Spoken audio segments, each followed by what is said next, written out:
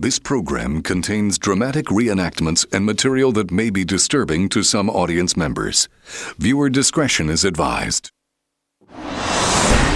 Deep in the Alaskan mountain range, two climbing friends set out to conquer a dangerous ascent. Then, disaster strikes. And striving to be the first turns into a desperate fight to stay alive.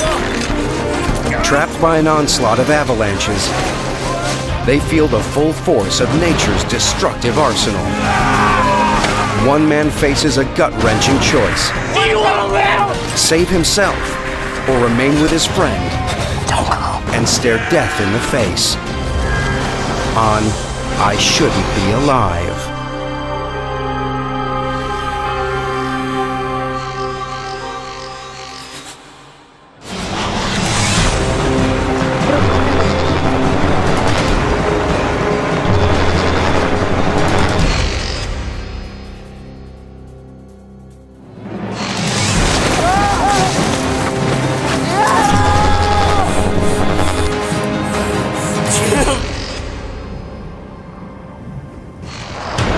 Alaska, over 54 million acres of national parkland, one of the last great frontiers of the United States.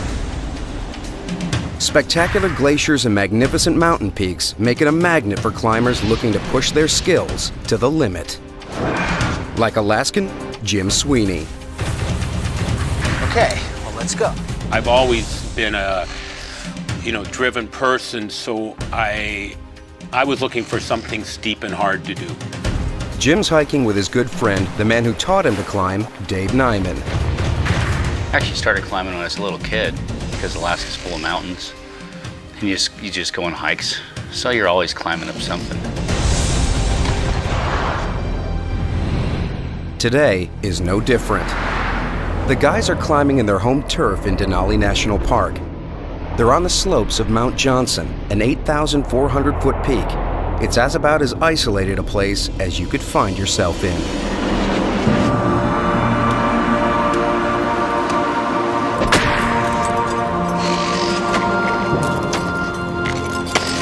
Dave and Jim are attempting a climb that no one has ascended before, though many have tried.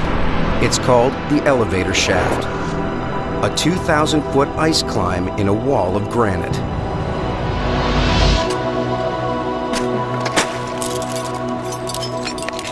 At this point, we know we're in for 12 or 20 or even more hours of straight climbing. This climb isn't for novices, but Jim and Dave are both confident. They've made first ascents before, and together they've got 16 years of solid climbing experience behind them. Jim's taking out the rope and he's moving fast. He gets up to the end of each length of rope and he keeps pulling me up behind him. Come on, man. I lead the hard stuff. I'm definitely the leader. I'm the driven one. This is the sort of experience they both live for.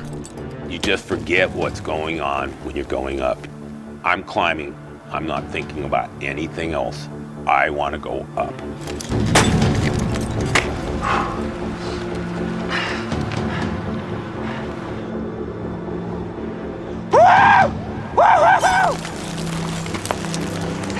Man, you should see the view from here.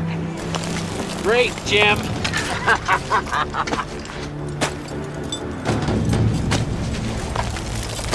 Hang on, Dave. Trying to get past the snowballs. After almost 2 hours of good progress, Jim reaches a bulge of snow above him. I'm looking for ice. I'm looking for something hard to get some purchase in. No! I was just kind of hunkering down, trying to keep snow from hitting me as he was fussing around up there. You're thrashing me, Jim! He's hollering at me, and it's just constantly the snow's going down. Have you hit anything yet? This is nowhere, Dave. If I can't find some rock or ice to clip onto, I'll come down. Without warning, the ice above Jim collapses.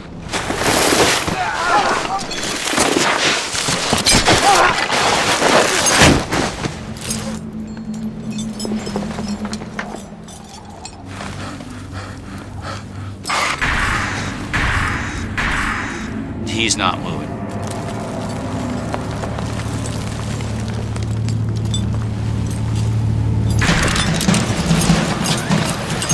He's not saying a word.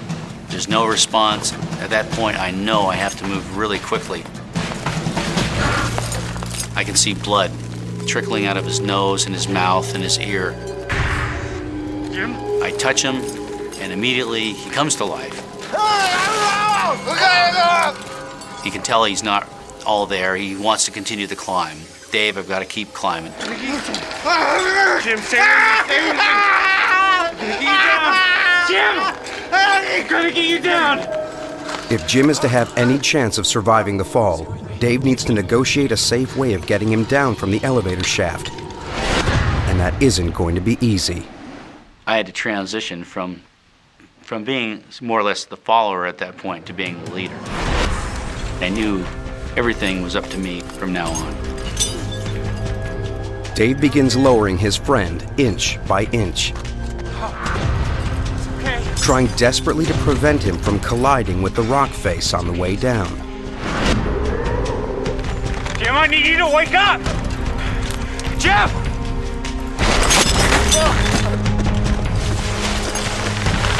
The painstaking job is physically exhausting. Okay, here we go, we're going again. It takes Dave the better part of 5 hours to lower Jim down to relative safety. Last bit, Jim.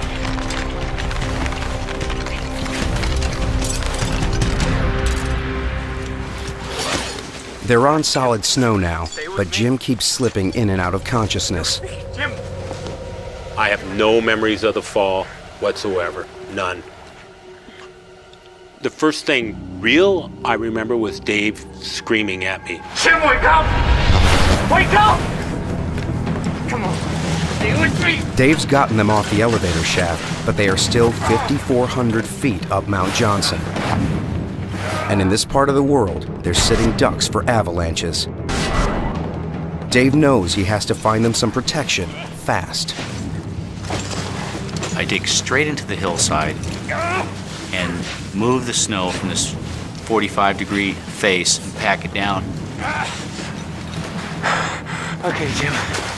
Now Dave has built a safe shelter for the night. He finally has a moment to assess just how serious Jim's injuries are.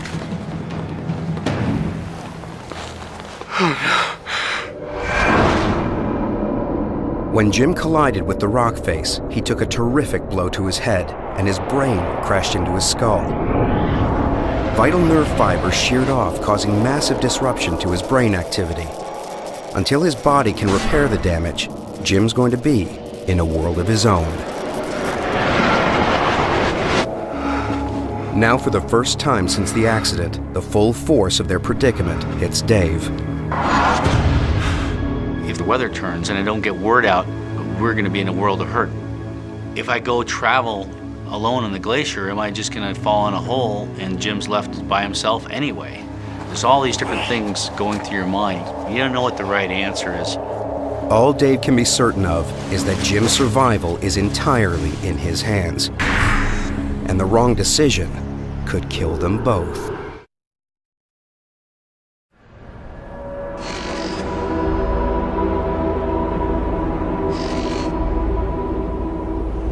It's the morning after Jim's climbing accident, and Dave's come to a decision.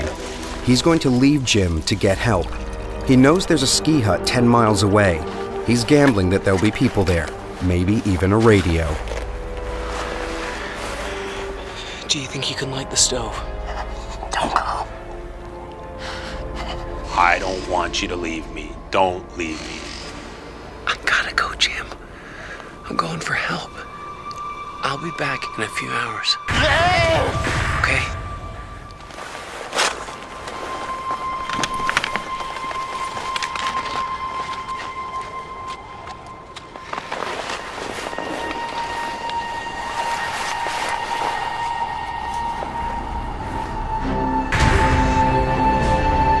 Ahead of Dave lies dangerous terrain.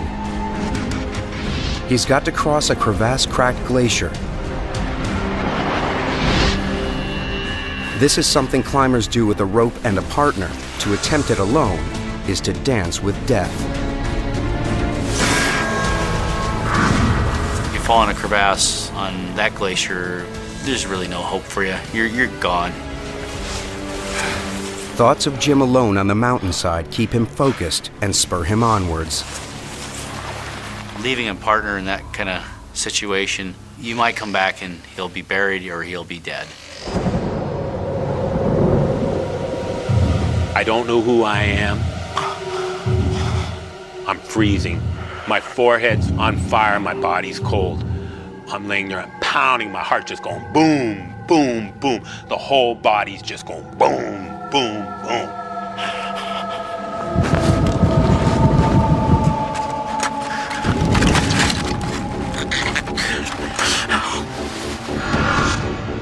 After hours of slogging through the snow, Dave finally reaches the mountain hut.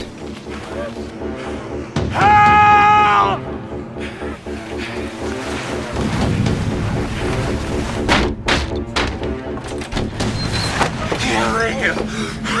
Radio!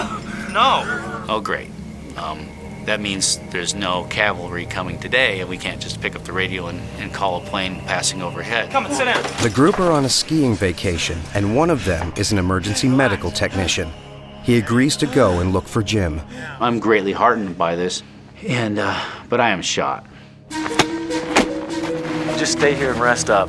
We'll see what we can do. And I told the two skiers leaving if they don't get to him tonight, he'll probably freeze. You're clear about where he is. You sure you can find him? We'll just follow your tracks. It's okay. Hey, be careful with him. Unable to radio for help, Dave and one of the skiers tramp out a giant SOS in the snow.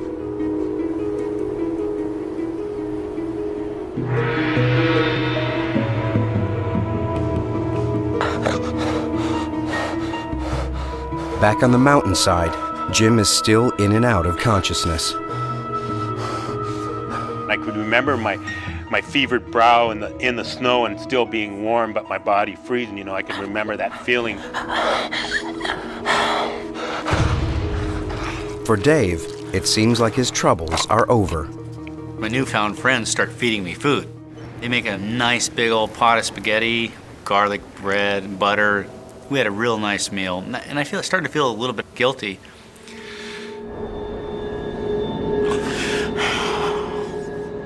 Miles away, trapped in his tiny snow hole, Jim is losing his grip on reality again.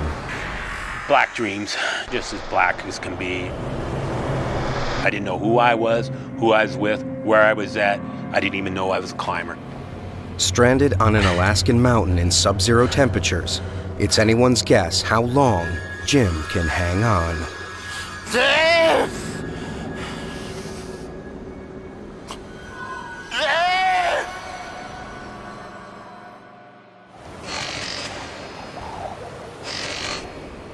Dave has spent a restless night at the mountain hut, worrying about Jim. Dave! Unable to wait any longer, he heads out to try and find the rescue party. They're already on their way up the glacier. They're towing a sled. My heart leaps. Oh, great, great. They're coming back. They rescued Jim. And then I think there's no way they can ski as fast as they're skiing, towing Jim. Then my heart just drops. Where's Jim? Didn't you find him? Look, we skied all the way over to the base of that shaft thing. That's a hell of a climb. He explains to me that they looked up and they saw a few avalanches coming down and they decided that they didn't have the proper equipment. It's too dangerous. Getting more people killed won't help anyone. I'm trying not to be angry. I can't believe what I'm hearing here. The truth is, the guy is absolutely right. They're skiers, not mountain rescuers. Will somebody come with me?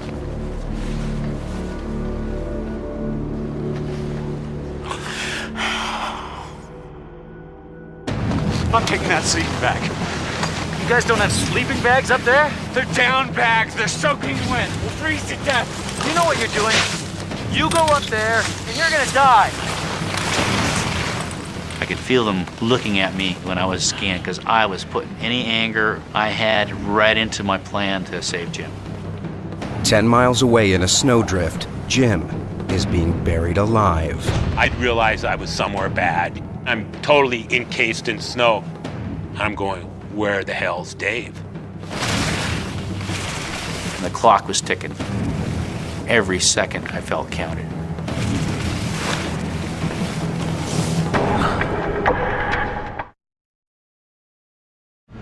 Dave Nyman has raced back to Mount Johnson to the site where he last saw his friend, Jim Sweeney. But all he sees is new snowdrifts. Jim!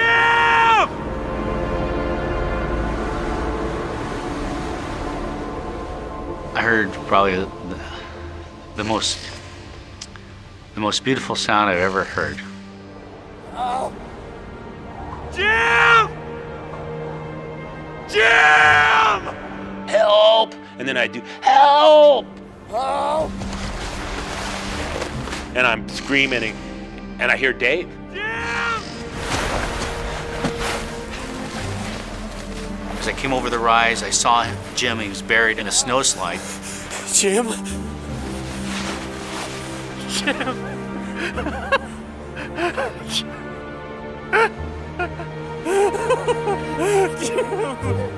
Dave digs Jim out and sets up the tent again in an area that appears free from snowslides. But as Jim's body starts to recover from the cold, he becomes more aware of a pain in his hip.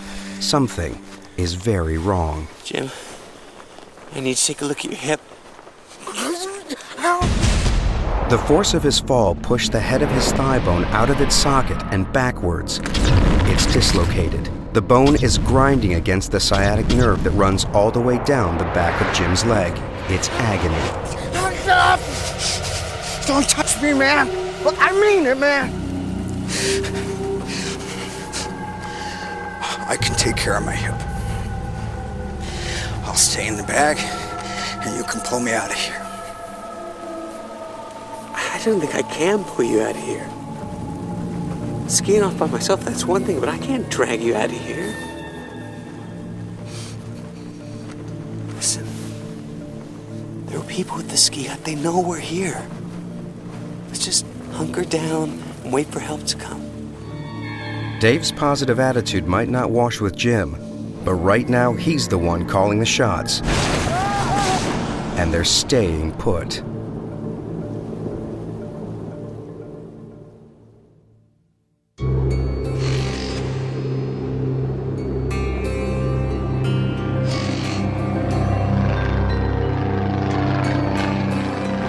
Mark Niver and his wife Roberta are flying over the Ruth Glacier looking for a spot to land for a romantic picnic.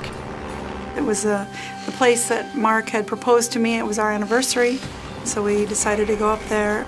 That was our plan. We stay up there for an hour or two and have some lunch and kind of walk around and we wanted to enjoy the sights because it's just such a gorgeous area up there.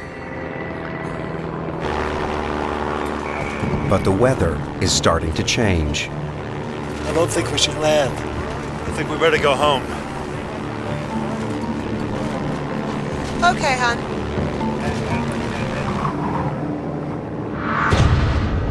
The sound of the plane's engine carries down the glacier, reaching Dave and Jim and raising their hopes of rescue. Jim, do you hear that? Jim, come on, man, there's a plane. And I figured it'll see the SOS. We'll be out of here in no time.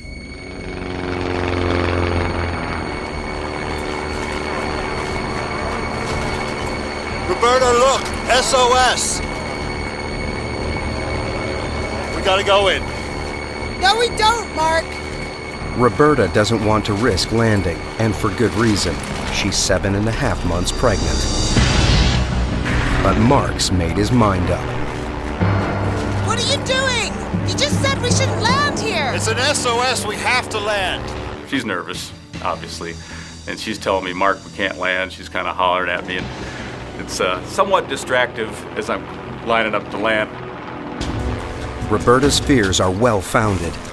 In the poor light, Mark can't tell if it's 3 feet or 30 feet down to the snow. He decides to abort the landing.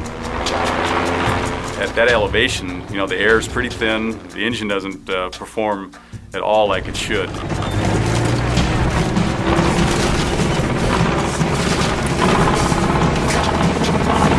Mark! I grabbed my stomach and held on.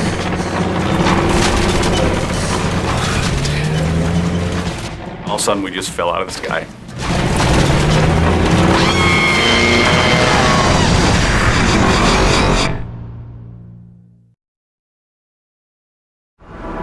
Dave and Jim have no idea the plane they heard has crashed. Though she's pregnant, Roberta is amazingly calm. Living in Alaska, things happen. You just have to adapt to what your situation is. Luckily, their plane came down near to the mountain hut, so help is at hand. Roberta doesn't know it yet, but the crash put her body under massive pressure. The discs in her back that act as shock absorbers to protect her spine were overloaded by the impact. 2 of them have been squeezed backwards out of position. The bulging discs now put pressure on the spinal nerves. It's going to get very painful, but Roberta's no quitter. The reality that I'm here for a while was a bit hard, but I had to focus on keeping myself calm. I was afraid if I started to think, what if, I'd be in trouble. We saw that SOS. Is it yours? No. Hey, sit down. It's a long story. Mark hears all the details about the climbing accident and Dave's determination to rescue Jim. Immediately, I'm thinking of those guys. I mean, the snow's falling, the wind's blowing. They're on some side of a mountain someplace. And who knows what conditions.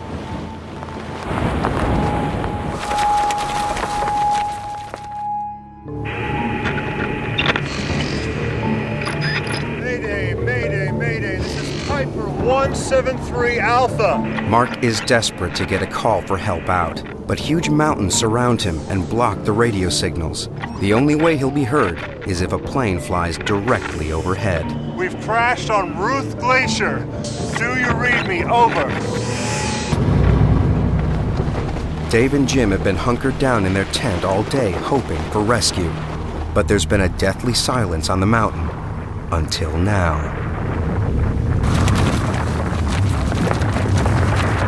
Dave! Wake up! Wake up, Dave! I'm screaming at Dave as loud as I can. Dave! Wake up! We could hear it coming. We braced the tent. It was scary.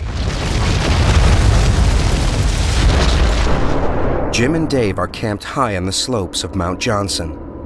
This mountain is so steep that in bad weather, snow is constantly sliding off. It funnels through gullies and powers downhill. On its journey towards their tent, it's gathering momentum, creating a massive avalanche.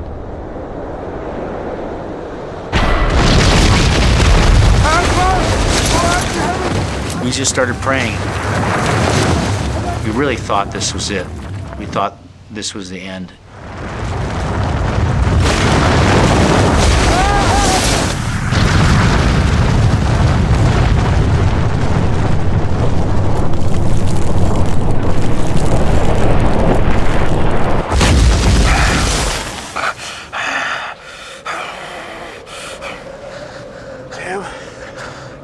Jim, are you okay?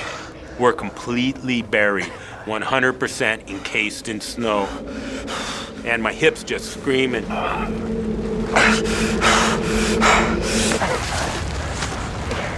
can feel a pocket.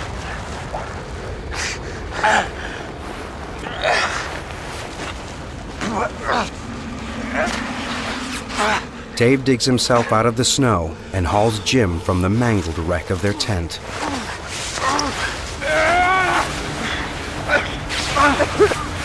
And he lays me out on the ground in the sleeping bag.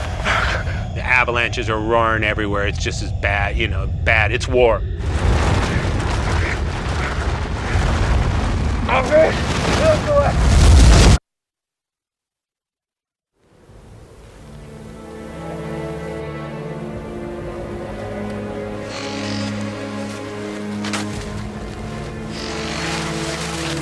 Incredibly, Jim and Dave make it through the night. But there's no way Jim wants to risk going through that again.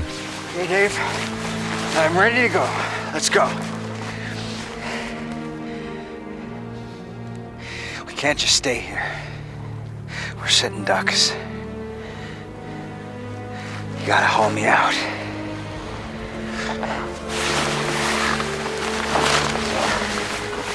We can make it down to the glacier. Someone will see us there, man. No one will see us here. Jim. Look. It's too steep. I didn't think I could do it. Even if we cut across, we could start an avalanche.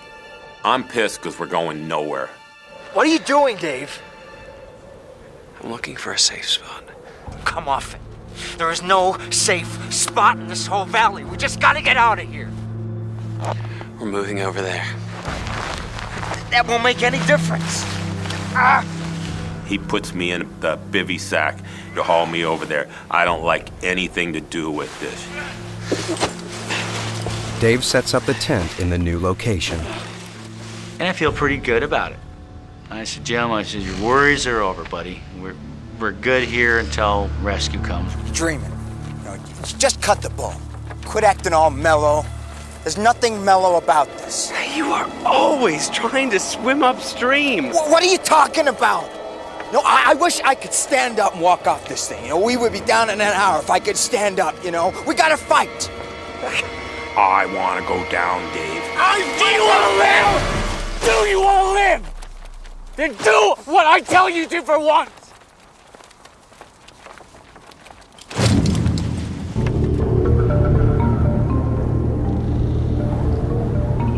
This is the 6th night on the mountain. Dave and Jim are now holed up in what Dave believes to be a better position. And we might get a little bit of a blast. Nothing like the night before. Just feeling good. I was right with my assessment. I put us in a safe place.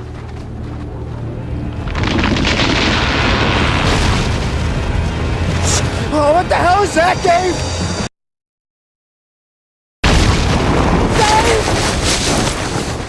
Avalanches are on the move. All of a sudden, you can hear the one coming. It's like sitting right under a 747, just this roaring noise. It's a sickening, cracking rumble, explosions, boom.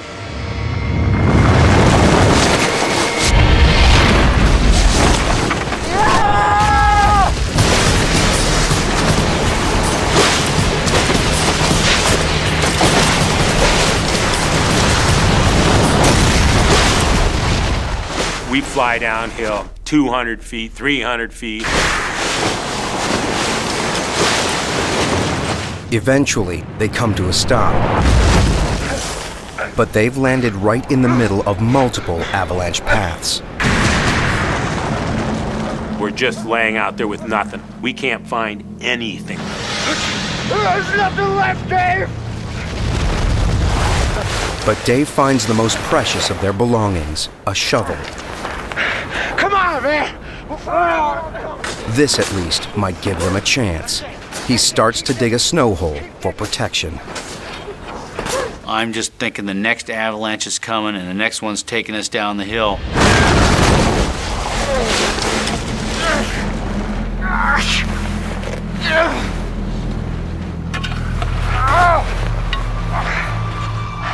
This latest brush with death has shaken them badly. There's dark thoughts, darkness that creeps in. I don't have to be here. I'm mobile. Why the hell don't I just get out of here? I will clamp myself, I'll chain myself to a leg, I'll bite it off, I'll crawl down here and kick his ass if he leaves me.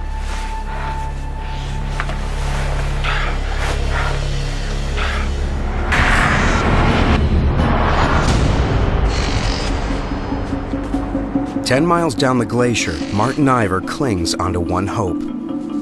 This morning, the jet that usually takes him to work on the Alaskan oil fields will be flying directly overhead. My dad flies that plane. I know the whole crew. I know that they'll be tuned in. Mayday, mayday, mayday. This is Piper 173 Alpha. We got 2 mountain climbers on Mount Johnson who are busted up. Over. Hello, Mark. Is that you? Over. How are you doing? Who is this? Over. Mark, we don't read you. Please reply. Over. Hello, do you read me? Over. It becomes obvious that the pilot can't hear Mark, but he can hear the clicks on his radio. 1 click yes, 2 clicks no. After 7 days, the word is finally out. Understood. The only thing is, the weather is too bad for a rescue attempt, and there's no telling when it will lift. After a night fighting for their lives in Avalanche Alley, Dave is completely exhausted. What do you want to do? You want to go back to the base camp? Get some more food? More equipment?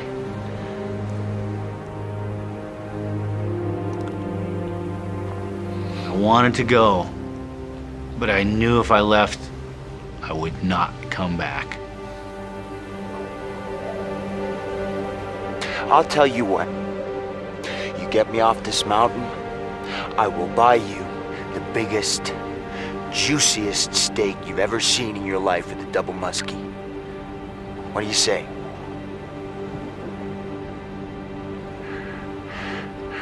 I want a 36-ounce filet mignon. There's no such thing. That's what I want. Well, then that's what you're gonna get. That was a huge, huge turning point for me, having that opportunity to leave and then just really deciding with 100% certainty that we were gonna make it together, that I'm not gonna leave him. But Dave knows getting Jim down the mountain is a massive undertaking. He has to dig a path through the deep snow, smooth over the surface, then drag Jim along it. It's back-breaking work, and progress is painfully slow. You're doing it. See, I told you could do it. I love you, Dave.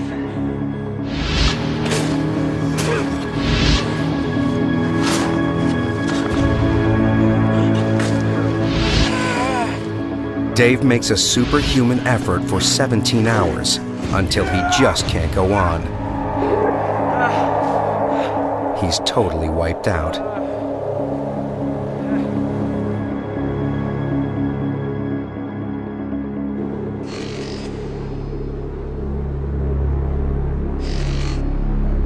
After only a few hours rest, day breaks.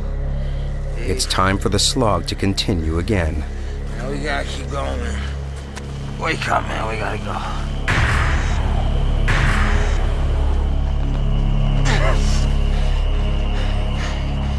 Dave is exhausted. Every shovelful of snow is a massive effort. Dave, you're doing it, man. You're doing it. Then, without warning, there's an all-too-familiar sound.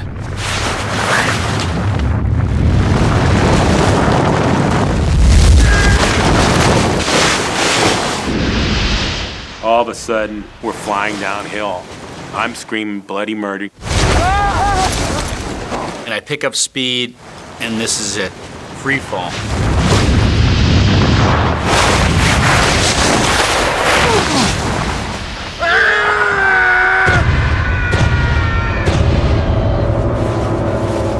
Jim is trapped deep inside a crevasse.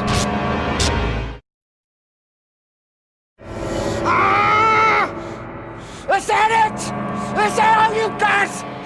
And I start screaming at God, you know. I'm telling him, I can take more. I can take more, you know.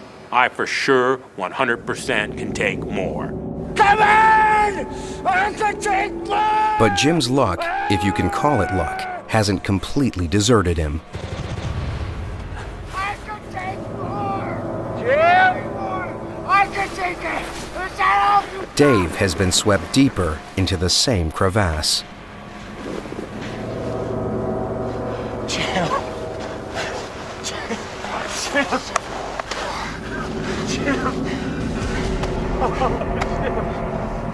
The guys scan their icy tomb, frantically searching for a way to the surface. And he says, Jim, he goes, there's a way out. There's a ramp. We can make that, Jim. We can make that. Ramp must have been about 70 degrees. 1, 2, 3! With no equipment, Dave begins hauling Jim. And literally, I'd hold him in my teeth, and he'd punch his fist in and hold himself a little bit, and then I'd repeat the process. They've been through way too much to give up now. You gotta help me. Ignoring the pain, they force themselves on. Inch by inch, we're crawling out of this crevasse. We're nearly there. But one false move, and they'll be right back where they started.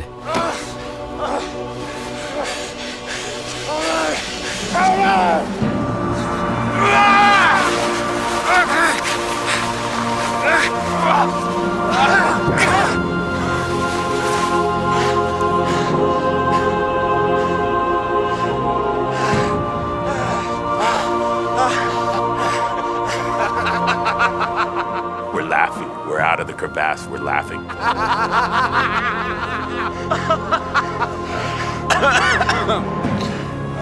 With the glacier in sight, the urge to rush the final descent takes over Jim. Let's go for it, you know, let's toboggan down right now. No way, man. Oh, it's too steep. If that crevasse didn't kill us, then this one. This time, Dave's open to persuasion. Come on. Okay, let's go. He tells me he's gonna let me go, and I say, great, Dave, let's go. As soon as I got over 1 mile an hour, it just took off like a rocket. I'm sliding out of control down the gorge. It's one of the most happy feelings of my life. I feel like I'm sledding as a kid. This is wonderful. But this is far more dangerous than any sleigh ride. Dodging crevasses all the way down the mountain, this is a death ride, and there's no getting off.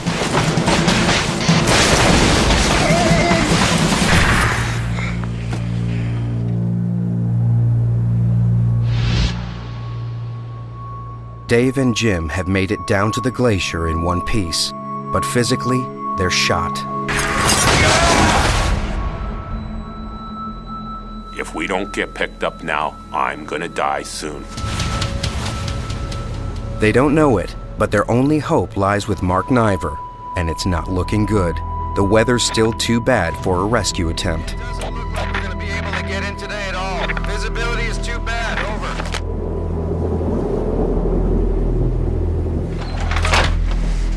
Looks like they're not gonna be able to come in today. That's great. Oh no! I can't take it anymore! Calm down. I'm in so much I pain! started crying. I just started losing it. Why? I told you not to let them play. No. Miles away on the glacier, Jim and Dave won't last another night out in the open. Dave is almost delirious with exhaustion. My senses became very acute. I could hear the tinkle of the snowflake as it hit the snow. I could hear birds chirping, seemingly miles away.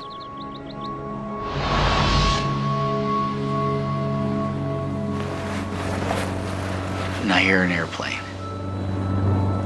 And I don't know if I'm going crazy.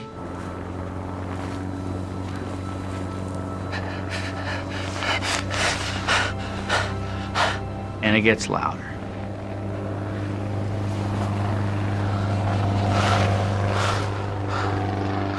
It's the best sound I've ever heard in my life. And then I see a little red dot coming up the glacier.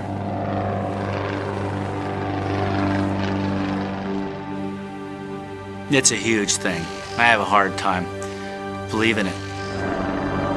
The plane is the vanguard of a massive rescue operation. Oh my God, you're kidding me. A brief and almost miraculous break in the clouds has made a rescue possible. Wave your arms, man. Let him see you. Get your act together. He's saying, "Don't cry, stand up, you're a hero." And so he's telling me all this stuff of how to act, you know. You saved my life, you're a hero. You did it, Dave.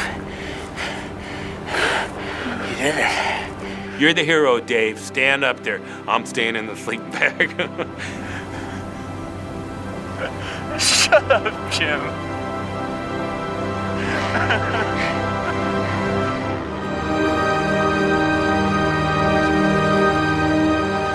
Dave and Jim have no idea why the plane is there. In fact, they won't know of Mark and Roberta's attempt to save them until they all meet up at the hospital. 8 weeks later, Roberta gave birth to a healthy baby boy.